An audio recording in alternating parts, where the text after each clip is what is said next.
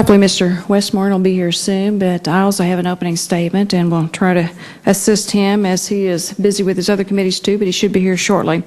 Well, I want to first of all thank all of our witnesses for joining us here today and taking time out of your busy schedules, and many of you have traveled from different areas of the United States to be here to join us, so thank you for doing that. And I know I have a gentleman here from Oklahoma with the allergy clinic, Mr. Schrodt, who is here to help us give some testimony from Edmond, Oklahoma. So thank you for joining us here today and giving us some knowledge, all of you witnesses giving us knowledge about CMS and working with this agency and how we can better improve our relationship between the federal government and the private sector as it relates to health care.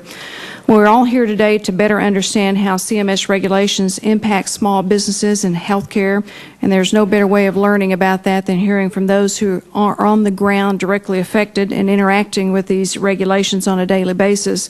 Medicare plays a large role in this area, and even small changes within the system can reverberate throughout small businesses and health care providers and pharmacies, as we just heard the chairman talk about.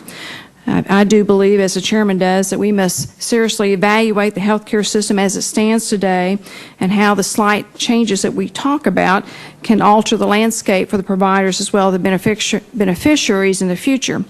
I often hear providers in my district say that they are in a very precarious situation.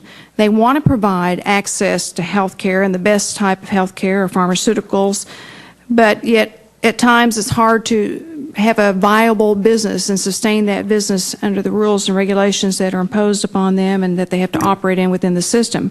Due to the decreases in the Medicare fees payments, many of the providers in my district reduce the number of Medicare patients they see in order to effectively recoup the costs of the services they provide.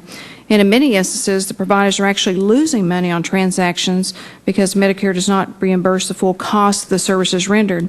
I've also heard from many of my doctors in my district that over the years, because of the amount of federal regulations and rules that are put upon them, that they actually have to hire specific people just to work through all the rules and the insurance policies and try to figure out how to match those things up and what they can do and can't do and what they will be reimbursed for and at what rate.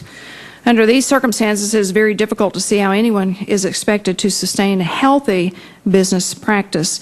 Healthcare providers and beneficiaries in this country are suffering, and it's time that we get to the bottom of this. So I'm looking forward to the testimony, both from CMS, and I know that CMS has a very tough job, and I appreciate their federal work and even having to work with Congress too. So we appreciate both of you gentlemen being here, and we look forward to our other testimonies. Thank you.